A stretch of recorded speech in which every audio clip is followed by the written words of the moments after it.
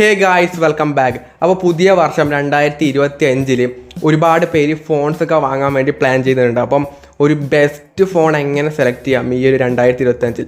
ഇപ്പോൾ ഒരു വർഷം ബാക്കോട്ട് പോയി കഴിഞ്ഞാൽ പുതുതായിട്ട് ഒരുപാട് സ്മാർട്ട് ഫോൺ ഗിമ്മിക്സുകൾ, അതായത് മെയിൻലി AI ഫീച്ചേഴ്സ് എന്നൊക്കെ പറഞ്ഞിട്ട് ഒരുപാട് കാര്യങ്ങൾ, വെറുതെ ആവശ്യമില്ലാത്ത കാര്യങ്ങൾ ബ്രാൻഡ്സ് അത് പ്രൊമോട്ട് ചെയ്തിട്ട് വലിയ കാര്യമാണെന്നൊക്കെ വെച്ചിട്ട് ആൾക്കാർ അങ്ങനെ പോയിട്ട് ഫോൺസൊക്കെ വാങ്ങിയിട്ട് വരുന്നുണ്ട്. അപ്പോൾ ഫസ്റ്റ് ഓഫ് ഓൾ ഞാൻ ചില കാറ്റഗറി ആയിട്ട് തിരിക്കുന്നുണ്ട്. അപ്പം ഫസ്റ്റത്തെ ഒരു കാറ്റഗറി എന്ന് പറയുന്നത് സ്മാർട്ട് ഫോൺ ഗിമ്മിക്സ് ആണ്.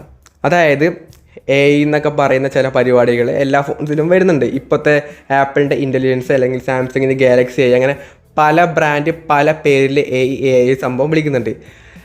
അതായത് ആപ്പിളിൻ്റെ ഇൻ്റലിജൻസ് എല്ലാത്തിനും വരുന്നത് കോമൺ ആയിട്ടുള്ള കാര്യങ്ങളായിരിക്കും, പക്ഷെ അതിൻ്റെ പേര് മാറ്റി മാറ്റി വിളിക്കുന്നുണ്ട്.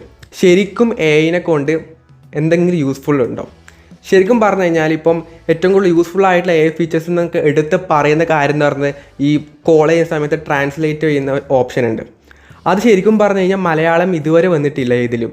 ഇപ്പം ഹിന്ദി മാത്രമേ ഇന്ത്യയിൽ വന്നിട്ടുള്ളൂ, ഹിന്ദി ലാംഗ്വേജ് മാത്രം. ബാക്കി ഏത് മലയാളമോ തമിഴോ തെലുങ്കോ ഒന്നുമില്ല, ഹിന്ദി മാത്രം.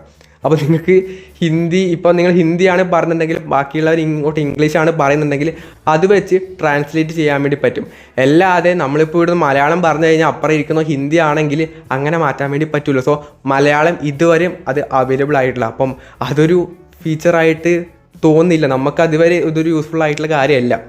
പിന്നെ സർക്കിൾ ടു സെർച്ച് എന്ന് പറയുന്ന അത്യാവശ്യം ഒരു വലിയ സംഭവമായിട്ട് പറഞ്ഞ കാര്യമാണ്. അത്യാവശ്യം യൂസ്ഫുൾ ആയിട്ടുള്ള കാര്യമാണ്. അതായത് ഇത് സർക്കിൾ ടു സെർച്ച് ചെയ്യാനല്ല, നമുക്ക് എന്തെങ്കിലുമൊക്കെ ഒരു ടെക്സ്റ്റോ അല്ലെങ്കിൽ ലിങ്കൊക്കെ തന്നെ കോപ്പി ചെയ്യണമെന്നുണ്ടെങ്കിലും, ഇപ്പോൾ ഒരു യൂട്യൂബിലൊരു കമൻറ്റ് നമുക്ക് കോപ്പി ചെയ്യണമെങ്കിൽ നമുക്ക് ഈ പറഞ്ഞ സർക്കിൾ ടു സെർച്ച് ഉണ്ടെങ്കിൽ പെട്ടെന്ന് നമുക്കത് കോപ്പി ചെയ്യാൻ വേണ്ടി പറ്റും.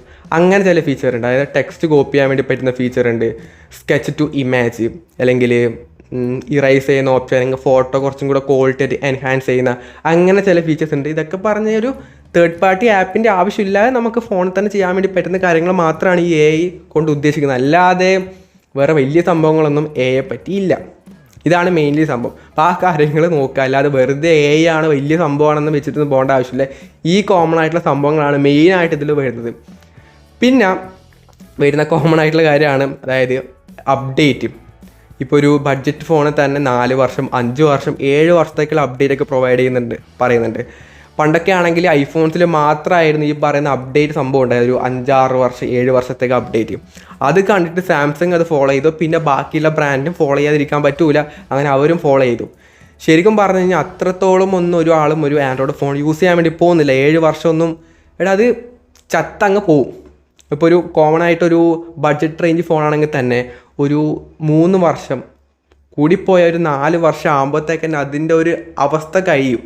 പിന്നെ അതിൻ്റെ അപ്പുറത്തേക്ക് അത് പോകാൻ ചാൻസ് ഇല്ല. സോ അതുകൊണ്ട് തന്നെ ആ ഒരു അപ്ഡേറ്റ് ഒന്ന് ഉദ്ദേശിച്ചിട്ട് വാങ്ങാൻ വേണ്ടി പോകണ്ട. പിന്നെ ഇപ്പോഴത്തെ അപ്ഡേറ്റിൻ്റെ കാര്യം അറിയാമല്ലോ, അത് ഞാൻ ഇതിൻ്റെ ലാസ്റ്റ് പറയുന്നുണ്ട്. സോ ആ കാര്യം ഒരു മെയിൻ സംഭവമായിട്ട് എടുക്കേണ്ട ആവശ്യമില്ല.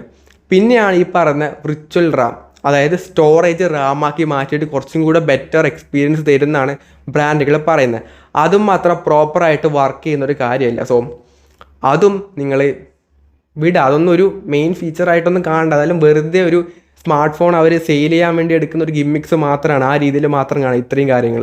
പിന്നീട് brightness, peak brightness 6000 peak brightness ഉണ്ടാകും, 4500 5000 നിറ്റ്സ് ഒക്കെ ഉണ്ട് എന്നൊക്കെ പറഞ്ഞിട്ട് അതും വേറൊരു പരിപാടിയാണ്. ശരിക്കും പറഞ്ഞ് ഇതെന്നൊക്കെ പറയും നമുക്ക് HDR-ലൊക്കെ കോണ്ടന്റ് കാണുന്നതിന് മാത്രമാണ് ഈ പറഞ്ഞ പീക്ക് ബ്രൈറ്റ്നസ് ഒക്കെ യൂസ്ഫുൾ ആവുന്നത്.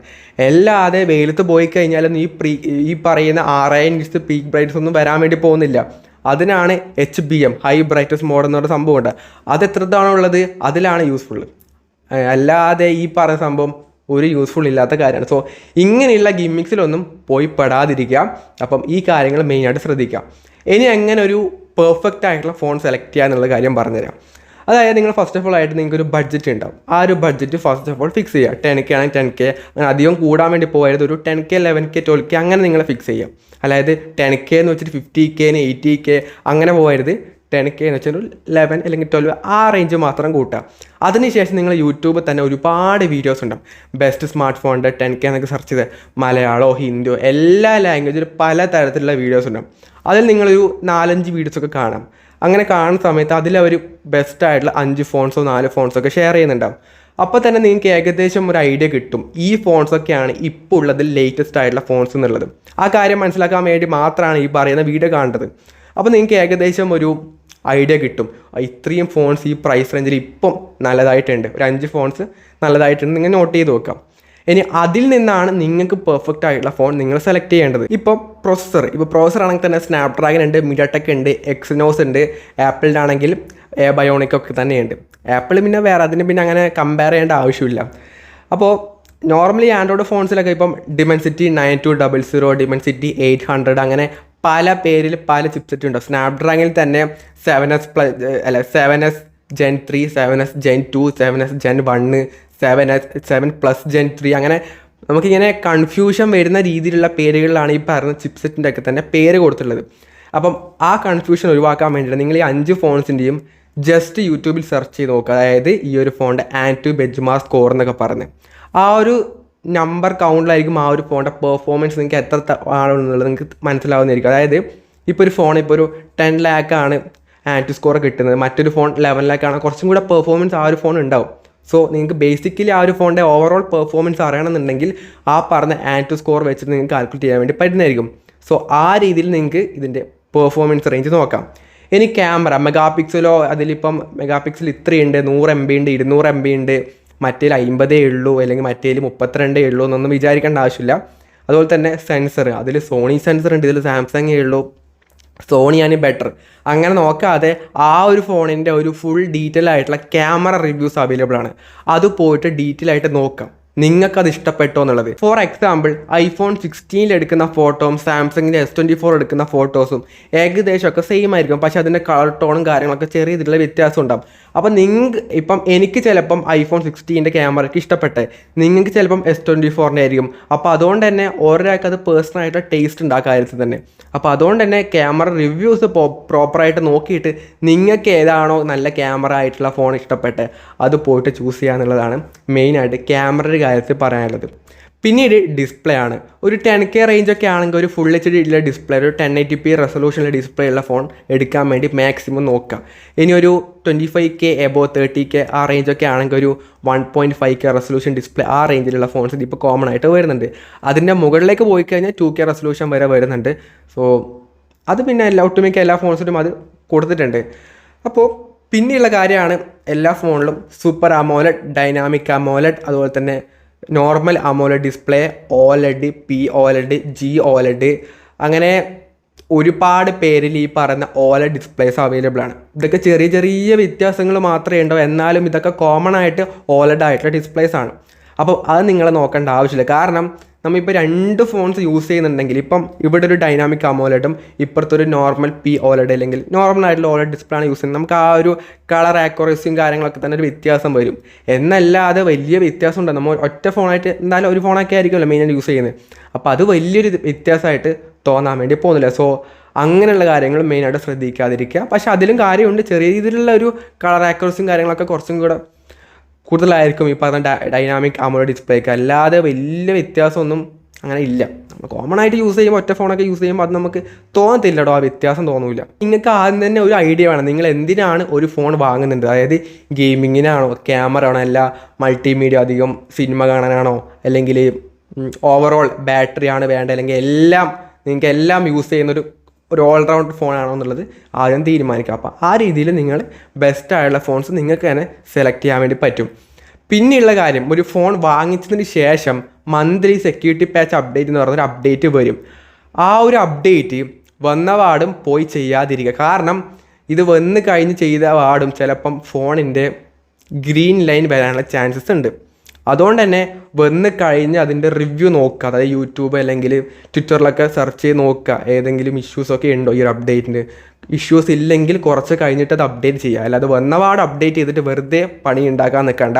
ഇനി അഥവാ നിങ്ങളുടെ ഫോൺ താഴെ വീണ് ചെറിയ രീതിയിലുള്ള സ്ക്രാച്ചൊക്കെ ഉണ്ടെങ്കിൽ തന്നെ അത് ക്ലെയിം ചെയ്യാൻ വേണ്ടി പോകുന്ന സമയത്ത് റീപ്ലേസ്മെൻറ്റ് നിങ്ങൾ തന്നെ കയ്യിൽ നിന്ന് പൈസ കൊടുക്കേണ്ടി വരും. സോ അതുകൊണ്ട് തന്നെ അപ്ഡേറ്റ് വന്നപാടും ചെയ്യാതിരിക്കുക. എന്തെങ്കിലുമൊക്കെ കുഴപ്പമുണ്ടെങ്കിൽ ചെയ്യാതെ അവിടെ വെക്കുക.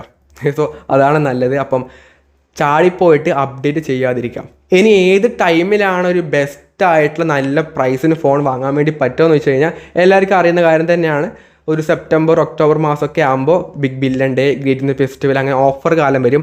ആ സമയത്ത് വാങ്ങിച്ചാൽ നിങ്ങൾക്ക് നല്ല രീതിയിലുള്ള പ്രൈസ് ഡ്രോപ്പിന് കിട്ടും. ഇനി ഒരു ഫോൺ പുതുതായിട്ട് ഇപ്പം iPhone 16 ലോഞ്ച് ചെയ്തു. ആ സമയത്ത് ആ ഒരു ഫോണിൻ്റെ പ്രൈസ് 80K ഉണ്ടായത്. അപ്പോൾ ആ ഒരു ടൈമിൽ തന്നെ ഫോൺ വാങ്ങിച്ചു കഴിഞ്ഞാൽ നിങ്ങൾക്ക് വലിയ രീതിയിലുള്ള ആ ഒരു കറക്റ്റ് എക്സാക്റ്റ് ആയിട്ടുള്ള പ്രൈസ് കൊടുക്കണം. പക്ഷേ ഒരു 2 മാസം കഴിഞ്ഞ് കഴിഞ്ഞാൽ ഇപ്പൊക്കെ ആണെങ്കിൽ ഒരു 70K റേഞ്ചിലൊക്കെ ആ ഒരു ഫോൺ ഓഫ്ലൈൻ മാർക്കറ്റിലൊക്കെ അവൈലബിൾ ആണ്. സോ അങ്ങനെ മാത്രം വാങ്ങാം. ഇപ്പം അടുത്ത മാസം ഈ മാസം ഇപ്പം സാംസങ്ങിൻ്റെ S25 സീരീസ് ലോഞ്ച് ചെയ്യും. ഇപ്പോൾ S25 ഏകദേശം പ്രൈസ് ഒരു 80,000 രൂപയാണെന്ന് വെക്കാം. ഇതേ ഫോൺ ഒരു സെപ്റ്റംബർ ഒക്ടോബർ മാസമൊക്കെ ആകുമ്പോൾ ഈ പറയുന്ന ബിഗ് ബില്യൺ ഡേ അല്ലെങ്കിൽ ആമസോണിൻ്റെ ഗ്രേറ്റ് ഫെസ്റ്റിവലൊക്കെ ആണെങ്കിൽ ഈ ഒരു ഫോൺ ഒരു 60,000 രൂപക്കൊക്കെ കിട്ടും. സോ 20,000 രൂപയുടെ കുറവ് അവിടെ വന്നു. നിങ്ങളുടെ കയ്യിൽ ക്യാഷ് ഉണ്ടെങ്കിൽ നോ ഇഷ്യൂസ്, എന്തും വാങ്ങാം, എങ്ങനെയും വാങ്ങാം, അല്ലെങ്കിൽ ഫോൺ മാറ്റിക്കൊണ്ടേ ഇരിക്കാം. അതൊരു വിഷയമുള്ള കാര്യമല്ല. അപ്പം നോർമലായിട്ടുള്ള ആൾക്കാരോടാണ് പറയാനുള്ളത്, അതായത് വെയിറ്റ് ചെയ്ത് ആ ഒരു ടൈമിലേക്ക് വാങ്ങിച്ച് നിങ്ങൾക്ക് നല്ല രീതിയിലുള്ള പ്രൈസ് ഡ്രോപ്പിൽ നിങ്ങൾക്ക് എന്തായാലും ഫോൺ വാങ്ങാനായിട്ട് പറ്റും. പിന്നീട് ഒരു ഫോണൊക്കെ യൂസ് ചെയ്യുന്നുണ്ടെങ്കിൽ ഒരു മിനിമം ഒരു 2-3 വർഷമെങ്കിലും യൂസ് ചെയ്യാൻ നോക്കാം. അതിൻ്റെ അപ്പുറത്തേക്ക് യൂസ് ചെയ്യണമെന്ന് ഞാൻ പറയുന്നില്ല, മാറ്റി വാങ്ങാൻ നോക്കാം. സോ ഇത്രയും കാര്യങ്ങളാണ് മെയിനായിട്ട് 2025 ഒരു ഫോൺ വാങ്ങുമ്പോൾ മെയിനായിട്ട് ശ്രദ്ധിക്കേണ്ട കാര്യങ്ങൾ. സോ ഏകദേശമൊക്കെ മനസ്സിലായിട്ടുണ്ടാവും തോന്നുന്നു. സോ എന്തെങ്കിലുമൊക്കെ തന്നെ ഒപ്പീനിയനൊക്കെ ഉണ്ടെങ്കിൽ താഴെ കമൻറ്റ് ചെയ്യുക. എന്തെങ്കിലും ഡൗട്ടൊക്കെ ഉണ്ടെങ്കിൽ എന്തായാലും താഴെ കമൻറ്റ് ചെയ്യുക. എന്തായാലും നമ്മളത് റിപ്ലൈ തരുന്നതായിരിക്കും. സോ ഗൈസ്, അപ്പം ഈ ഒരു വീഡിയോ യൂസ്ഫുൾ ആണെങ്കിൽ ലൈക്ക് ചെയ്യുക, ഷെയർ ചെയ്യുക, സബ്സ്ക്രൈബ് ചെയ്യുക. So it's your friend Abhinav signing off. By.